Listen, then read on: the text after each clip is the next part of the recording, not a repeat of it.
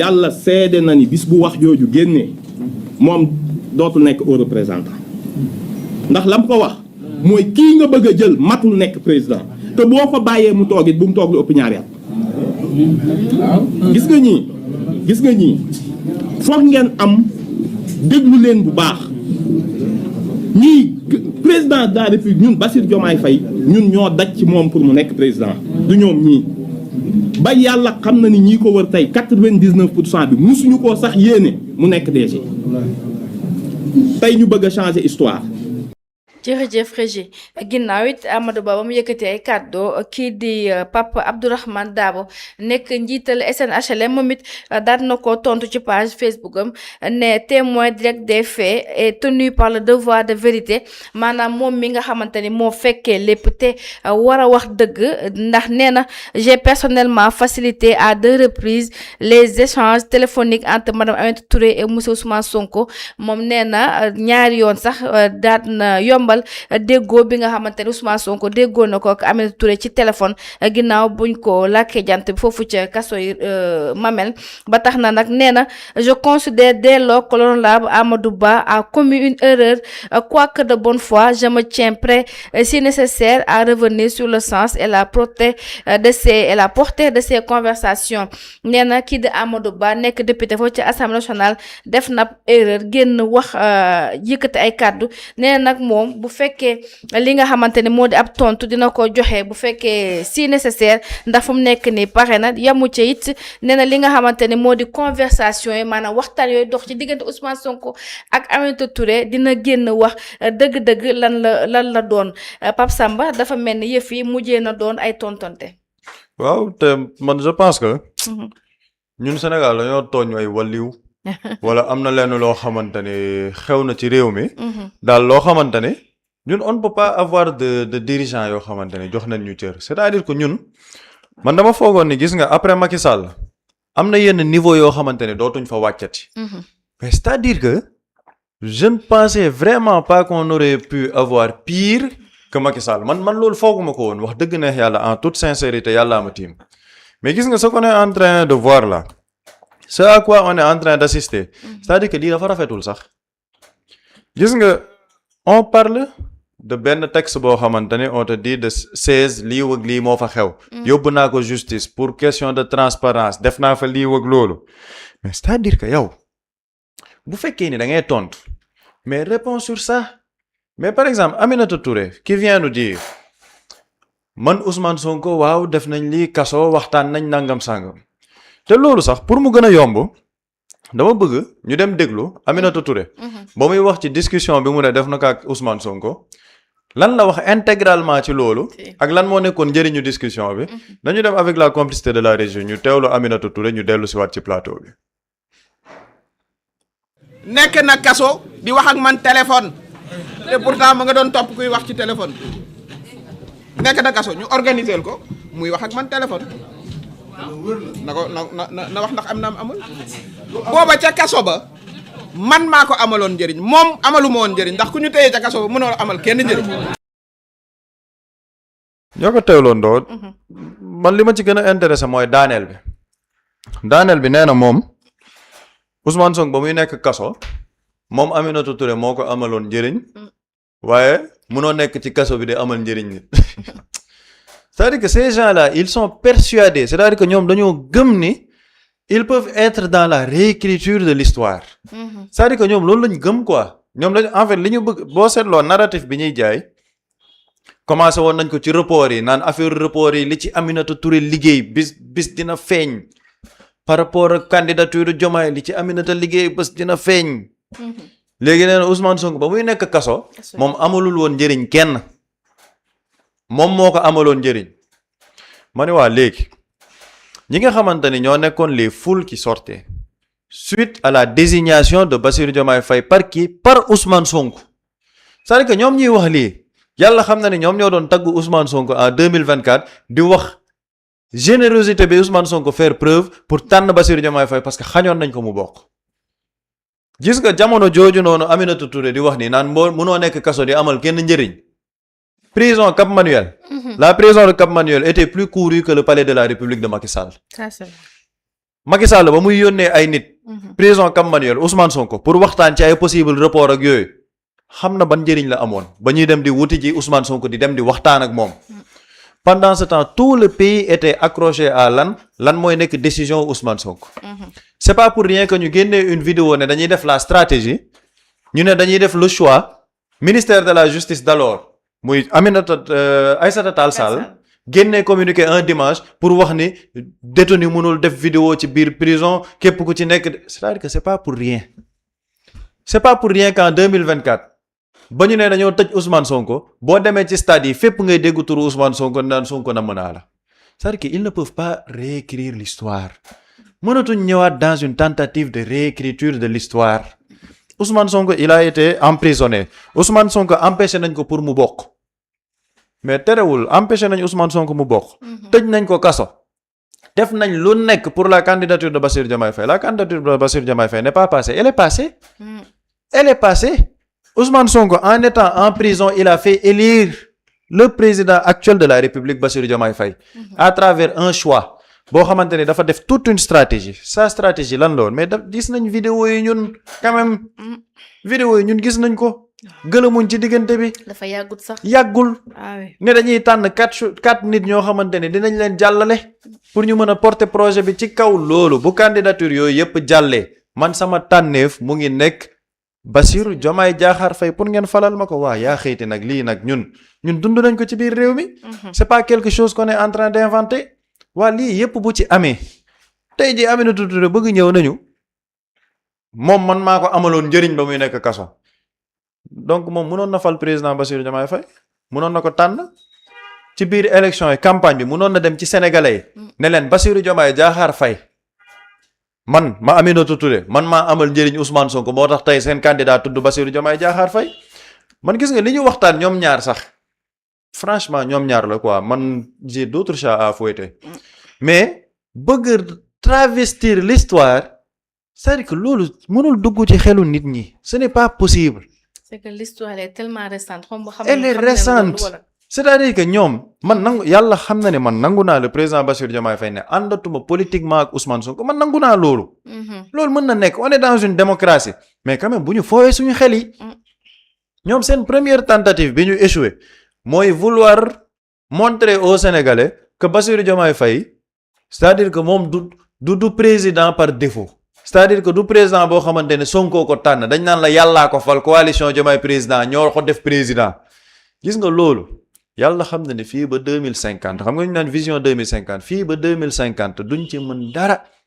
président Bassirou Diomaye Faye il sera retenu dans l'histoire comme le président qui a été désigné par le candidat empêché qui s'appelle Ousmane Sonko loolu il faut nga yaatu dënn pour nangu ko. pourtant moom sa wax na ko de. mais yaa joxoñ Diomaye. c'est-à-dire que. moom xam nga wax na ne. moom mi ñu joxoñ le président mais président Bassirou Diomaye Faye moom ci boppam moo ne nga bëgg nga bañ ko. Voilà quelqu'un qui dit dem leen fal nit en 10 jours nit ñi dégg ko voilà quelqu'un qui élit une liste de députés ay suppléants ba mu cité ba pare ne man lii bu ma ko bañoon a gis sax samay bët bu ko nanguwul gis sama xel da ngay gis waaw mais qu'est-ce qui a changé entre-temps ba tey jii ñu bëgg nekk dans une volonté de travestir l'histoire man li ma ci gën a métti nag mais le DG de la SNHLM gis nga non yàlla xam na ne ñun on est mal barré quoi yow y a même pas un mois y a même pas quelques semaines yow tu n'arrives pas à gérer bien ton entreprise c'est-à-dire que yow sa entreprise sax tëna la tu prends des décisions yoo xamante ne kenn xamul foo ko xalaatee tu n'arrives pas à gérer la SNHLM les gens réclament ton départ mais c'est toi qui vas venir dire que ouais xam nga man je suis témoin de l'histoire je suis les gens aussi sont témoins d'autres histoires nit ñi ils sont témoins d'autres mais il a mieux à faire ce DG de la SNHLM là mais ñun on a quel problème avec ceux qui nous dirigent man c'est-à-dire que man honnêtement non c'est problématique da ngay toog ba ci yàgg nga ni man ñii nga xamante ne ñoo ñu jiite mais on a quel pouvoir comme ça quel pouvoir keroog maa ngi koy cité fii le président de la République il doit parler des problèmes économiques du pays les problèmes sociaux du pays problèmes sociaux plutôt du pays du ci wax dañuy yokk prix carburant bi le président le lendemain dem un séjour à l'étranger ñu ne le séjour privé kenn xamul li xew le ministre Serigne Gueye Diop il sort hier pour dire waaw assemblée bi xool leen ñu ngi waroon nekk ci ay vacances ñu naan dañuy def ay sessions mais donc il reproche à l'Assemblée nationale de travailler moom on a un ministre qui reproche à l'Assemblée de travailler te pourtant assemblée démb projet de loi bu jikki ci exécutif bi la ñu voté jàllale ko donc moom il est en train de reprocher à l'Assemblée nationale de travailler à ce que les projets de loi de l'exécutif mën a jàll tranquillement pour que ñu bañ a am problème jàllale nañ 3 projets de loi de l'exécutif démb sur le numérique jàll nañ projet de loi sur le code du travail sur le code de la sécurité sociale Serigne Gueye Diop nee na xoolal assemblée bi au lieu ñu dem vacances yi ji ñoom ñuy ñëw di waxtaane yi on a un ministre comme ça on a un autre ministre taw bi génn na mu ne day dem ci artisan yi canal 4 sol chemise cravate voilà les ministres qui nous dirigent on a un ministre des forces armées mais gis nga avec la complicité de la régie nañ Yankoba Diémé man un message vraiment à Yankoba Diémé non na bàyyi suñu ministère bu muy politiquer quoi na bàyyi suñu bureau ministère bu muy politiquer c'est pas le bureau du ministre des forces armées mais c'est grave mais il faut voir ça koo xamante ni foo ko gis ci lii nga koy gis ci lii koo xamante ni foo ko gis mu ngi dajale ay nit ndax dañuy dem kiiraay toutes les publications le ministre reçoit des gens le ministre des forces armées reçoit des gens parce que dañoo décider rallier kiiraay mais il faut qu'il nous respecte un peu et c'est lui hier qui sort pour dire il ne faut pas que pour des questions politiques ñuy nasaxal la République il ne faut pas qu'on scie la branche sur laquelle le Sénégal est assis mais bu dee dañoo nekk di scier la branche xanaa moom moo yore scie bi moom moo nekk di dagg c'est le ministre des forces armées il enchaîne les bourdes bourde sur bourde par rapport à la communication fii nga toog ne yow on a les renseignements généraux donc ku ci nekk xam nañ li ngay def sa gox ñu ne déetawaay nga tourné waat gars yi ñu ngi naan bale mercredi bii di ñëw dañuy rato bale fépp mais est-ce que c'est ce qu'on attend du ministre des forces armées maanaam armée beeg soldats yi bu ñu toogee ñu ne leen yéen kan mooy seen ministre ñu ne Yankoba Diémé mais on est en train de faire du tort à notre armée lii yëpp ndax lan on veut politiser notre mandat dañ ko bëgg a politiser DG SNHLM gérer sa structure nga naan man fekkee naa ay appel téléphonique Ousmane est-ce qu'on vous attend ci lii ñoom est-ce que ñu ñuy diriger ils sont conscients de ñun fan la ñu toll démb Dakar benn taw la taw dëkk bi mais il faut qu'on revoie les urgences dans ce pays ces gens-là ils ne sont pas dans l'urgence xam nga ñoom ñu ngi reprocher sax assemblée di liggéey assemblée ci lan la ñuy wax des commissions d'enquête parlementaire pour la gestion du foncier ci TRS yi nga xamante ni gouvernement bi ñu ngi koy def te loolu c'est l'opposition ñoom ñoo ko dugal assemblée nangu ko ce qui est une démocratie boo xamante ni musul am ci Sénégal un parti de l'opposition bu def ne dañuy def commission d'enquête parlementaire sur la gestion du gouvernement boo xamante ni l'actuel président de l'Assemblée nationale moo nekkoon premier ministre gars yi nangu ko régime Macky Sall toutes les commissions d'enquête parlementaire yu opposition ñaanoon dañ ko neenal ça c'est une avancée démocratique ay commission d'enquête parlementaire sur des sujets sérieux projet de loi yi ñuy voté nii projet de loi yi voté luñ ko Assemblée nationale exécutif bi la ñuy jàppale le code du travail code de sécurité sociale il y avait des tensions entre le syndicat et le gouvernement assemblée ñoo dalal syndicat yi dalal leen waxtaan ak ñoom dugal ñoom seen recommandation ci benn amendement bañ ko voté arrangé wul l'exécutif donc l'assemblée travaille mais pendant ce temps l'exécutif ñoom ñu ngi ci lan il faut demander aux Sénégalais notre pouvoir exécutif ils sont dans quoi le président voyage na ñëwaat kenn xamul lan la def ji woon à l'étranger notre ministre des forces armées il utilise son bureau pour un siège de ralliement justement Dianté ministre du travail et de la fonction publique moom mu defoon ay lettres demande d'explication aux agents qui s'étaient absentés ba ñu demee ci màggal mais am na collègue bu mu war a def demande d'explication Yankoba Diémé ministère bi muy utiliser bureau bi muy utiliser pour ay sièges de ralliement mais ça est-ce que c'est une bonne image de l'administration fekkee Pape Samba la plupart des ministres dañuy jaawale seeni fonctions mais absolument c'est-à-dire que tu as le ministre de la pêche mais moom nee na moom mu ngi ci tournée religieuse fu mu dem je suis amené j'amène les salutations du président de la République pour ngeen ñaanal ko le ministre des transports xëy na coow li moo jug moo tax jamono ji moom mu dëgg bal bi mais avant ça il était le ministre des transports religieux mais voilà ceux qui nous dirigent à moins de 3 mois des JOJ man j'alerte encore sur les JOJ chaque jour ma wax ko mais parce que JOJ yi mais quand même Sénégal moom mooy en fait Jeux olympiques bii yoon mooy bu njëkk bu muy am ci continent africain c'est-à-dire que c'est la première fois que le continent africain va accueillir les Jeux olympiques pendant ce temps ñu ne la yow suñu gouvernement ci yan clivage lañ nekk ñu ne ci clivage yi lañ nekk waaw Sonko woo woon na Aminata Touré parce que moom moo ko soxla woon président bi nee na saa fit na dootu fi naanatee ñeex ñun ci yii la ñuy diriger. assemblée bi di liggéey ministre du commerce génn ne waaw assemblée au lieu ñu dem vacances yi ñu naan dañuy liggéey ñun ñii ñoo ñu diriger après ñun les sénégalais lambda ñun lan la ñuy dund inondation yi benn taw gaa yaa ngi sonn man balaabe démb Thiès balaabe garab yu bëri dañoo wadd mairie ba au niveau de la mairie y a plusieurs arbres qui met inondation bu métti boo demee fii démb corniche bi yoon bi dem ci juma Seydou mais dafa inondé ba yegg ci trottoir yi. même VDN bi tam dafa inondé. VDN bi dafa inondé rek nga mun a jël. VDN 3 bi dafa inondé. Ah oui. Le canal au niveau de Castor dafa inondé. Pendant ce temps dans 3 mois on accueille les JOJ. Le premier ministre ne fait pas sa déclaration de politique générale parce que ministre de l'industrie nee na day jël temps am. mais c'est-à-dire que ñun ñii ñoo ñu nekk di ñu diriger. pendant ce temps sénégalais ñu ngi dund loolu maa ngi koy wax njëg yaa ngi yokk gars yi bu ñuy dem ci marché bi instant ils ont tous les problèmes du monde carburant baa ngi yokk on a aucune explication de la part du gouvernement ne serait-ce benn communiqué la ñuy yónnee nañu bon yokkuñ sax dañoo delloo prix yi fa mu ne woon après on veut que ñun les sénégalais ñu jël au sérieux ceux qui sont en train de nous diriger après ñoom ñoo bëgg dellu si waat ci sénégalais yi ne leen non ñii dañoo nekk di manipuler waaye ñun ñoo nar a baaxal Sénégal ñu ne leen yéen kaay leen transparence crédits spéciaux yi nga ne déedéet kenn du ko laal président rek moo ko mën a changer par décret après ñii ñoo bëgg sénégalais jël leen au sérieux c'est pas possible et malheureusement ils sont en train de faire perdre du temps aux sénégalais gis nga ñi ñuy jiite dañoo nekk di ñu perdre loo temps 2024 à 2026 malheureusement li ci xaw a baax as néew li nit ñu doon def par rapport à la souveraineté par rapport ak yenn yi gars yi delloo waat nañ ci débat wu 2023 en fait tu as l'impression que ci débat wu nguur gu nekk ci fin de règne lañ nekk gis nga débat yi ñuy débat nii moom lañ doon débat ci fin wu mandat Macky Sall président bi 2 ans la am 2 ans on a l'impression que ñu ngi ci fin de règne mais ça c'est problématique ndax lan on a décidé de tout politiser tout absolument tout politiser pendant ce temps les sénégalais lambda ñoom ñu ngi toog di souffrir di xool naan ah ñun am nañ déception on n'avait pas voté pour ça mais ñoom ils sont tranquilles ils sont à l'aise parce que ñoom jàppuñ leneen lu dul politique jamono ji ñu toll c'est malsain c'est un manque de respect pour le peuple sénégalais et gis nga lii bu dee ñoom gain politique lañ ci wut on attendra de voir lors des prochaines élections et même prochaines élections yi sax ñun c'est-à-dire que li ñu métti moo bëri élections yi sax nee nañ duñ ko jàpp on demande la date des élections locales malheureusement duñ jàpp sax datu élections yi on va vers des élections locales xamuñ kañ la le décret qui convoque le corps électoral jëluñ ko le décret qui fixe la date jëluñ ko normalement tey moom moo doon date butoir par rapport ak li nga xamante ne moom mooy yenn articles yu code électoral prévoir donc le président veut nous amener à un report de fait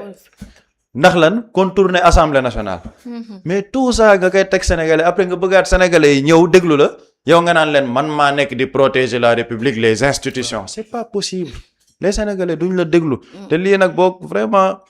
depuis quelque temps wax dëgg neex yàlla on est en train de faire perdre du temps aux sénégalais et loolu nag mu nekk ci nguuru président Bassirou Diomaye Faye y a pas plus grande déception malheureusement nag ñoom ils n'en prennent même pas compte te ils sont dans une bulle boo xamante ni bokkuñu ko ak sénégalais yi jërëjëf Pape Samba Boury est-ce que da ngay fekk ci Pape Samba ci kàddu mu jotoo yëkkati en plus est-ce que du jotul tamit sénégalais yëpp toog laaj national où va ce pays. Bon où va ce pays parce que li waral lii. mooy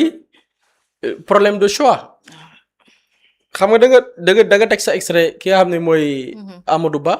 bu Pastef mu am keneen ku tontu on est en politique ñi ngi ci politique. keneen ku tontu muy le directeur de la SNHLM. le directeur de la SNHLM ci ban critère lañ ko tànnee ou bien ki mu wuutu moom ci yan critère lañ ko dàqee dàquñu ko parce que deful ay résultats dàquñu ko parce que amul woon de beaux projets dàquñu ko woon parce que amul woon une vision pour defar SNHLM. dañ ko dàq seulement parce que dafa taxaw fàttali président de la République ne ko lii ñoo ko diggee woon fuñ ci toll. te bu ñu wàccee ci terrain politique kat. wax na ko dëgg parce que ci politique la ñu nekk yow président bi lii ñoo ko diggoon muy le projet Pastef ma sonn ci dem ci campagne ci convaincre ci ay nit fan nga ci tollu président dàq ko. maanaam un rappel. rappel. des programmes li ñu diggee woon. léegi kooku noonu bu ñu ko dàqee son limogeage a été précipité. kan lañ ko nar a remplacer ki ñu ko remplacer wuñ ko parce que moo ëpp compétence. remplacé wuñ ko parce que moo ko dàq jàng remplacé wuñ ko parce que dafa def ses preuves feneen wax ñu indi ko fa dañ ko fa indi seulement parce que mi ngi mel ni jabaru faj mer kese la yow dañ la fa teg pour faj mer buñ la fa tegee pour faj mer mënoo produire que ça même pas 2 mois nga entrer en fonction problème tàmbalee am ci kër ga te mosuñu ko fa woon dégg c'est-à-dire que ki nga remplacé yow nekkoon na fa sans bruit avec toutes les difficultés parce que Bassirou Kébé bi muy jël SNHLM c'était très difficile ay bor kër ga fonctionné wul nit ñi wóolatuñ SNHLM condition yooyu la mais déggoowul bruit il a fallu que le gars moom ñu baliser ko terrain bi mu ñëw moom bruit tàmbalee am loolu signe la ci li nga xamante ni mooy wàllu incompétence loolu bu la dalee ci kër dañ naan gumba tànn leneen lu dul tëbi teen yow da ngay am lenn loo doy muy kër gi ñu la dénk yow élan bi mu nekkoon nga continuer dans cette dynamique là doxal ko di nga tàll leneen y a des gens yu ñu nommé nekkuñ ci politique parce que am nañu leen doy sëkk mais parce que liñ la dénk soit dafay rëy ci yow wala liñ la dénk xamoo dayo bi parce que liñ la dénk c'est très profond on te parle de la SNHLM am na ci ay waajur yoo xamante nii ñi ñuy seetaan jamono ji SNHLM moo tax ñu am kër bañ na ko ba ne dans la dénomination kër la goo xam ne dafay proposer des loyers à des prix modérés pour que sénégalais bi ka am ak ka néew doole ka yor salaire bu duun ak ka yor salaire bu digg doom ñoom ñëpp mën a am accès au logement loolu suturaal na ay kër njaboot yu bari suturaal na ay waajur yu bari depuis jamono socialiste yi ñu ne kër googu ñu ngi dekk di ko redresser yow yaa ngi ci nettali ne da ngay nettali maa xaar leen ma am na yu ma war a nettali te li ngay nettali fekke woo ci dara parce que ñaari kilifa yi waxtaan yow fekkee woo ko ñi gën a tuut ci Pastef nga bokkoon ñi gën a tuuti ci Pastef nga bokkoon donc loolu xam nga lan lay wund Pape Samba daf ko souligner dafa am une tentative de réécrire l'histoire Mimi Touré bu amoon lu ko gënal day nekk candidat jàkkaarloog le candidat de Pastef gagné leen nekk président de la République lii c'est le choix de Mimi Touré lii moo nekkoon ses ambitions lu tax mënu koo nekk lu tax mu rallié wu ñu ci bari dañuy rallié wu parce que wóor na leen ni mënuñoo am parrainage mënuñoo bokk ils ne remplissent pas les critères pour bokk tax ñu rallié wu dem ci parti bi nga xam ne xëy na peut-être moo ëpp dayo parce que ñu bari dañuy bëgg a jël le changement li fi jëlee Macky Sall bëgg ko résumer entre février mars loolu xam nga la l'aboutissement février mars sans Mimi Touré ñu bari Pastef mais Pastef lu bari leen nit ñi di reprocher lan la dañu dem di allié wu ak ñoo xamante nii ñoom Pastef ñoo leen di indil mais ñooñu indiluñu leen dara moom laa jël exemple ak Macky Sall ñi mu doon comporté woo ak ses alliés mën nga ko comprendre sur le plan politique parce que dafa am lu mu manqué woon il ne représentait que 25% ñetti at la def dans l'opposition mu am 25% ay parti socialiste AFP LD ñëw tóoj ko mottalil ko mu nekk président kooku gañewul jotul réew par mérite moom boppam kese déedéet dafa gañe pouvoir ak ay nit donc lii moo fal Macky Sall contrairement à Pastef nag ñoom képp ku ralee ñëw ci ñoom Pastef moo la jariñ mais jariñoo ko ñoom ñëpp jëlal Mimi Touré Lansana Gagny Sakho tey par exemple ay Déthié Fall tey il reste ministre ñoom Cheikh Tidiane Dièye jox nañ ko ci ay élections locales ay mairie am na ci benn mairie benn gox benn poulain lañ ko jox sans imaginer moom kese est-ce que dina am mairie non donc ñoom ñëpp boo leen gisee ses alliés leurs alliés plutôt ñoom ku ci nekk lenn li nga am ci politique muy le bénéfice da nga ko am à travers benn élan bu Pastef nekkoon donc boo leen di apporter xëy na leneen la mais sur le plan politique apporter loo leen dara li ma ne une tentative de falsifier l'histoire ñoom dañu bëgg a jël ñiy falsifier dañuy bëgg a jël histoire du Sénégal ou bien alternance bi ñu amal en mars 2024 ñu bëgg a jël résumé ko entre février mars certes am na lu bari li xew ci diggante bi ñi ngi ko réglé diggante boobu noonu et loolu par qui par Ousmane Sonko décision bi mu jël président Bassirou Diomaye Faye kañ la ko jël février mars non bi mu nekkee en liberté nekk këram cité kër góor gi loo toog tëgg ay stratégie am enregistrer ses vidéos denc pour en cas mais benn waay mooy fàqee ca làng ba xam ni moom mi ngi rejoindre la coalition Diomaye entre février mars ñëw ne moom Pastef amul benn mérite ci falum Diomaye parce que keroog am na lu mu junj Mimi am na lu mu junj. te loolu dégg na koy dégg. xam nga la junj. dinañ am na lu muy bëgg a wax faa ñu wax xamal lañ nekk di préparer pour ne Sonko da doon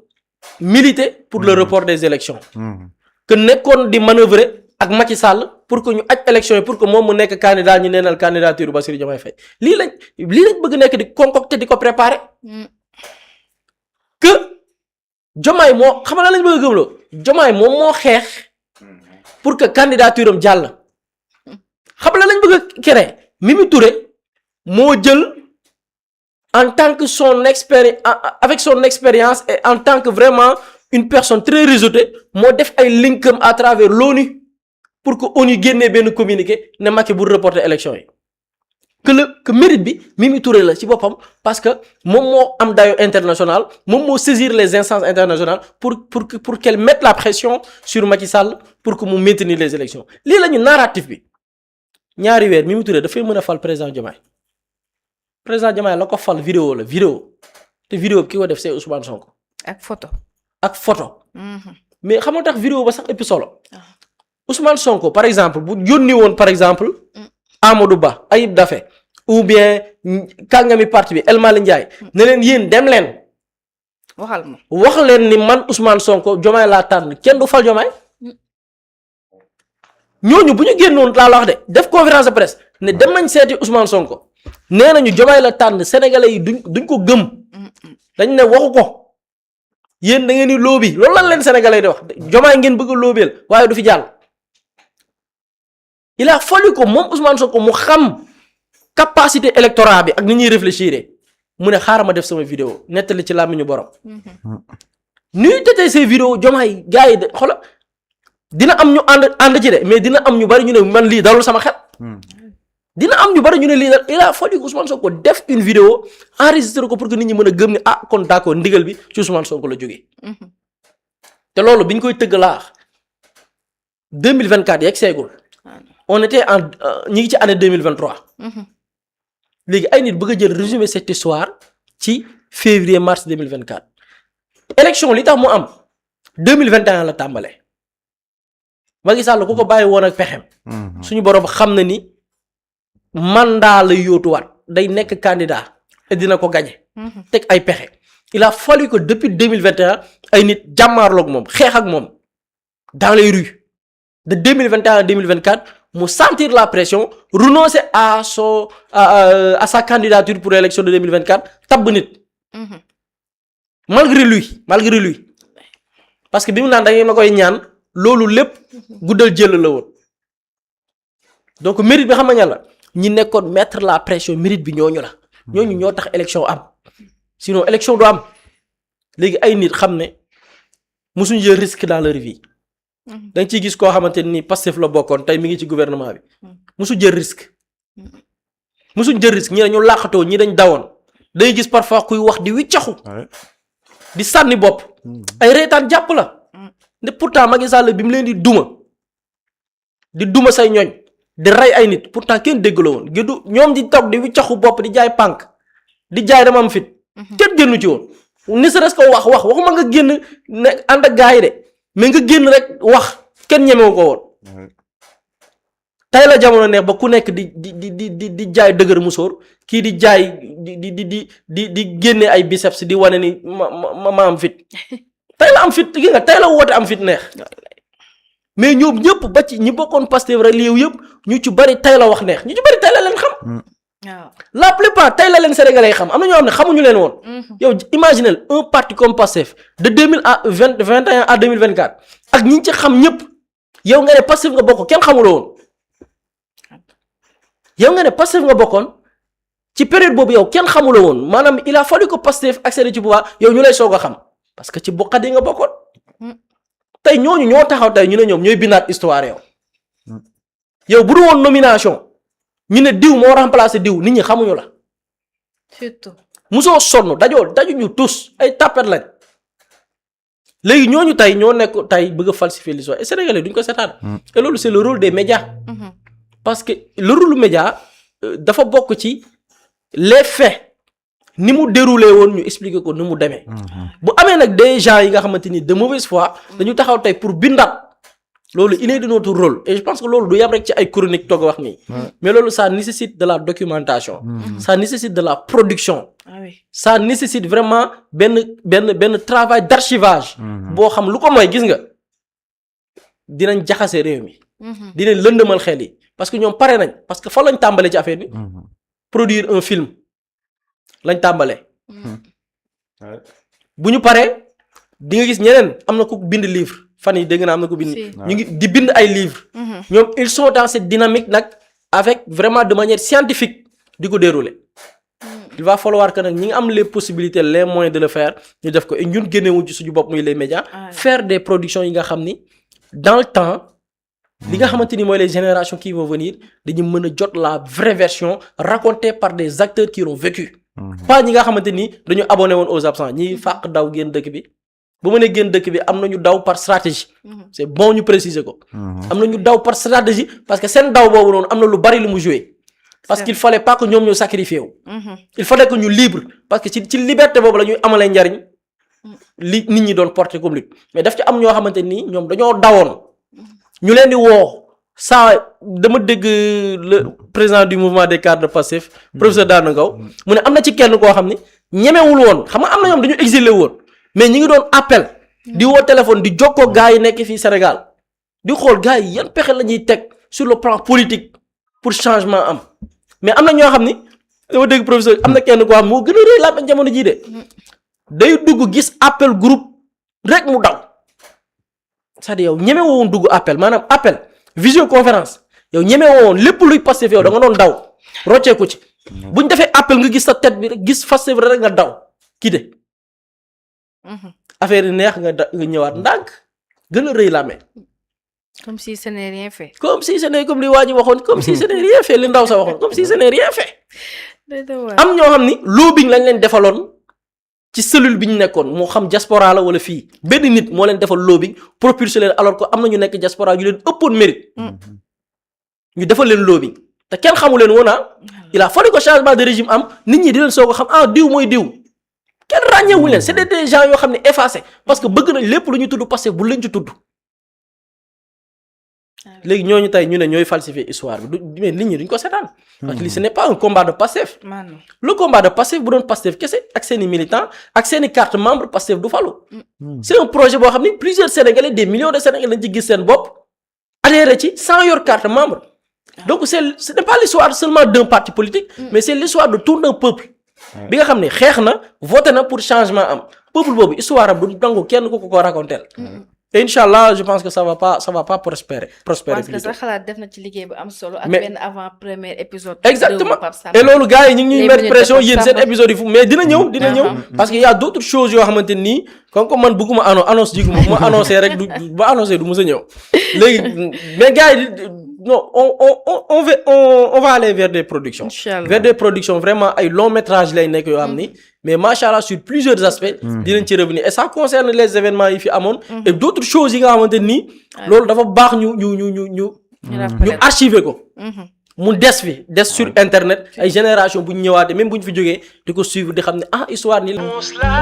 Mously Immo Sénégal moo ñëw taxawu leen indi ay saafara ci jafe-jafe yi ngeen di dund ci wàllum immobilier yow mi bëgg a jënd terrain yow mi bëgg a jënd kër wala tabax jokkool ak Mously Immo da nga am sa kër bëgg ku la ko terrasseel wala nga am sa tool bëgg ku la ko lotiseel defal la ko ay terrain Mously Immo daf leen koy jàppandil gunge leen ci anam gu mucc ayib ku am sa kër itam te nekkoo ci biir réew mi bëgg ku la ko toppatoo gérer la ko Mously Immo moo ci gën a gaaw gën ci wóor yow mi bëgg a defaraat sa kër wala nga bëgg a toxu te bëgg ku la ko nettoyer ba sax nga bëgg a defar plan architecte plan béton armé wala nga soxla ay conseil ci wàllum immobilier contactel Mously Immo Sénégal ci 77 887 25 13 77 887 25 13 man ngeen itam abonné ci seen YouTube bi di Mously Immo Sénégal ngir yeneen i xibaar ak Mously Immo Sénégal jaaxle jeex na ci wàllum dëkkuwaay.